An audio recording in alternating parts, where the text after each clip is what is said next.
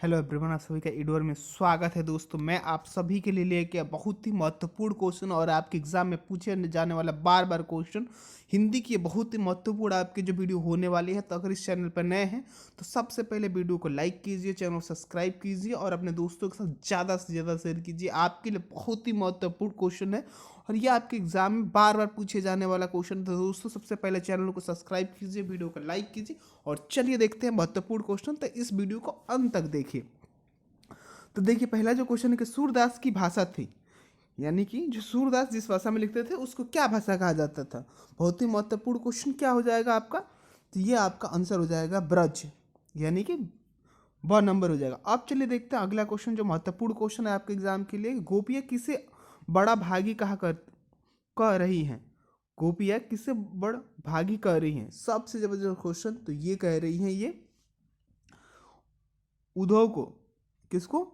उद्धव को। अब चलिए देखते हैं अगला क्वेश्चन। देखते हैं ये जो देखिए, ये सारे आपके बहुत ही महत्वपूर्ण क्वेश्चन है। तो अगला जो है कि गोपियों के अनुसार कड़वी ककड़ी की तरह क्या है। कड़वी ककड़ी की तरह क्या है, आपके लिए बहुत ही महत्वपूर्ण क्वेश्चन। तो ये है युग। युग जो है कड़ी ककड़ी की तरह है, आपके एग्जाम के लिए महत्वपूर्ण प्रश्न। अब चलिए देखते हैं अगला क्वेश्चन कि गोपियों ने मधुकर संबोधन किसके लिए किया दिया है। मधुकर संबंध किसके लिए दिया है, तो ये दिया है इन्होंने उद्धव के लिए। अब चलिए देखते हैं अगला क्वेश्चन। अगला क्वेश्चन जो हमारे कि गोपियों के अनुसार कृष्ण ने अब क्या पढ़ लिया। गोपियों के अनुसार कृष्ण ने अब क्या पढ़ लिया है, महत्वपूर्ण क्वेश्चन। तो ये जो आपका ऑप्शन हो जाएगा राजनीति।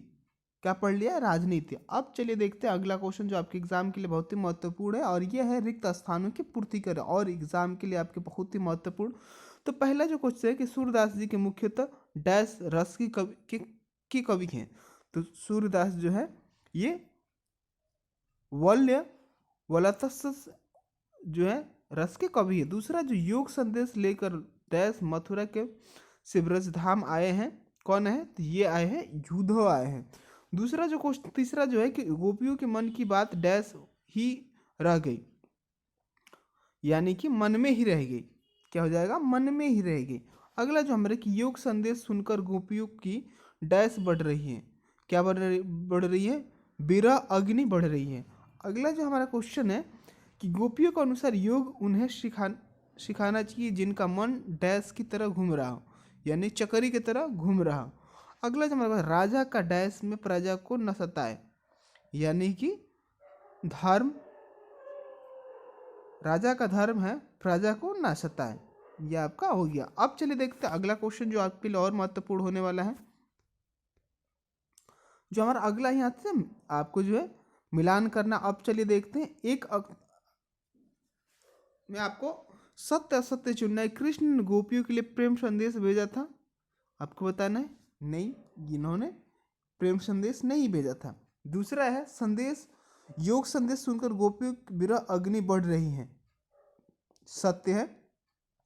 तीसरा, योग संदेश गोपियों को गुड़ की तरह मीठा लगा, असत्य है।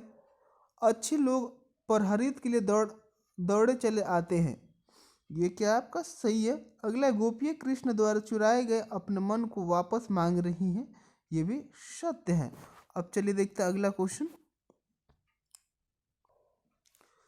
अगला जो हमारा क्वेश्चन है कि रामचरितमानस की भाषा है, यानी कि रामचरितमानस जो लिखा गया है वो किस भाषा में लिखा गया है, आपको बताना है। बहुत ही महत्वपूर्ण क्वेश्चन है।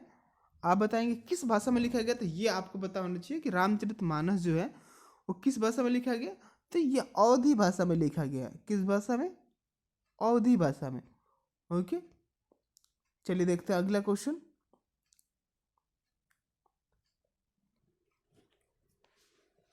दूसरा जो आपने कि राम लक्ष्मण के गुरु का नाम था, राम लक्ष्मण के गुरु का क्या नाम था, तो ऑप्शन आपका हो जाएगा ब, यानी कि विश्वामित्र। अब चलिए देखते हैं अगला क्वेश्चन। अगला क्वेश्चन जो और महत्वपूर्ण आपके होने वाला है कि धनुष टूटने जाने पर कौन क्रोधित हुआ, तो ये कौन क्रोधित हुआ, तो ये हुए परशुराम जी जो है बहुत क्रोधित हुए। ओके, चलिए देखते हैं अगला क्वेश्चन कि सहस्त्रबाहु का वध किसने किया था। सहस्त्रबाहु का वध किसने किया था, चौथा ऑप्शन, तो भगवान शिव ने किया था। किसने किया था? भगवान ये परशुराम जी ने किया था। अब चलिए देखते हैं अगला क्वेश्चन। अगला क्वेश्चन जो बहुत ही महत्वपूर्ण आपके लिए है। उंगली दिखाने से कौन सा मुरझा जाता है? उंगली दिखाने से कौन सा मुरझा जाता है? बहुत ही महत्वपूर्ण क्वेश्चन। ये होता है आपका यानी कुम्हड़ेले का फूल। कुम्हड़ेले का फूल। अब चलिए देखते हैं अगला क्वेश्चन जो आपके एग्जाम के लिए बहुत ही महत्वपूर्ण है। यह है रिक्त स्थानों की पूर्ति कर। अगला जो हमारा क्वेश्चन है कि परशुराम स्वभाव से डैश थे। परशुराम स्वभाव से क्या थे? ये तो क्या थे? क्रोधी थे। अब चलिए देखते हैं अगला क्वेश्चन। रघुकुल में देवता, ब्राह्मण, ईश्वर, भक्त और डैश का वध नहीं किया जाता था, यानी कि गाय। गाय का वध नहीं किया जाता था। अब चलिए तीसरा क्वेश्चन देखते हैं। डैश की डैश व्यक्ति अपनी प्रशंसा स्वयं ही करते थे। कौन करते थे? कायर। अब अगला जो हमारा क्वेश्चन है, परशुराम जी के गुरु डैश थे। तो परशुराम जी के गुरु शिव थे। अब अगला देखते हैं। उससे अगला जो हमारा क्वेश्चन बहुत ही महत्वपूर्ण है कि बालक बलकु बोली वद न तो ही डैश में डैश अलंकार है। कौन से अलंकार है? अनुप्रास अनु।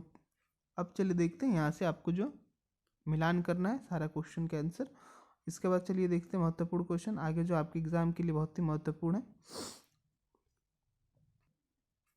कि आपके एग्जाम के लिए अति महत्वपूर्ण क्वेश्चन है कि कवि ने जो सुख का स्वप्न देखा था उसे कविता में किस रूप में अभिव्यक्त किया गया है?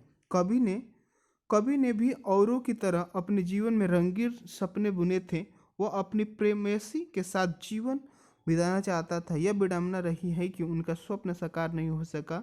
उसका सुख का स्वप्न टूट गया। कवि के सुख स्वप्न में उसकी प्रेयसी थी और प्रेम था, जो कि निम्नलिखित पंक्ति में दिखाई देता है, जिसके कि आपको दिया गया है। ओके, अब चलिए देखते हैं अगला जो आपका क्वेश्चन है कि इस कविता के माध्यम से प्रसाद जी के व्यक्तित्व की जो झलक मिलती है उसे अपने शब्दों शब्दों में लिखिए। इस कविता के माध्यम से प्रसाद जी व्यक्तित्व के कुछ पहलू उजागर हो रहे हैं जो इस प्रकार हैं। सादगी भरा व्यक्तित्व। कवि कहता है, छोटे से जीवन की बड़ी कथाएं आप कैसे कहूँ। कवि विनम्र है। वो अपनी आत्मकथा लिखने के लिए बड़ी विनम्रता से मना कर देता है। कवि योग पर अपना बड़कपन नहीं दिखाना चाहता है। वो कहता है, मेरी कहानी में कुछ ऐसा नहीं है, बखान करूं। अब चलिए देखते हैं अगला जो है, अपने को धोखा देने वालों को उलाहना भी नहीं देता है। मेरी विडंबना में तुम्हारा भी बखान होगा और यही मैं नहीं चाहता हूँ। कवि अंतर्मुखी हैं। वो अपने जीवन के निजी पलों को प्रकाशित नहीं करना चाहता है। अगला जो हमारा क्वेश्चन है बहुत ही महत्वपूर्ण क्वेश्चन है कि आप किन व्यक्तियों की आत्मकथा पढ़ना चाहेंगे और क्यों? सफल व्यक्तियों की आत्मकथा पढ़ने से हमें यह पता चलता है कि किस प्रकार संघर्षों से लड़कर हमें जीवन में आगे बढ़ना चाहिए। मैं महात्मा गांधी, सत्य के साथ प्रयोग, डॉक्टर APJ अब्दुल कलाम, अग्नि की उड़ान पढ़ना चाहूँगा, क्योंकि इन दोनों महापुरुषों का व्यक्तित्व मुझे प्रभावित करते हैं। बहुत ही ज़बरदस्त क्वेश्चन। तो चलिए इसी के साथ इस वीडियो को यहीं ख़त्म करते हैं। फिर मिलते हैं नेक्स्ट वीडियो में। तब तक के लिए खुश रहिए, मुस्कुराते रहिए। फिर मिलते हैं नेक्स्ट वीडियो में।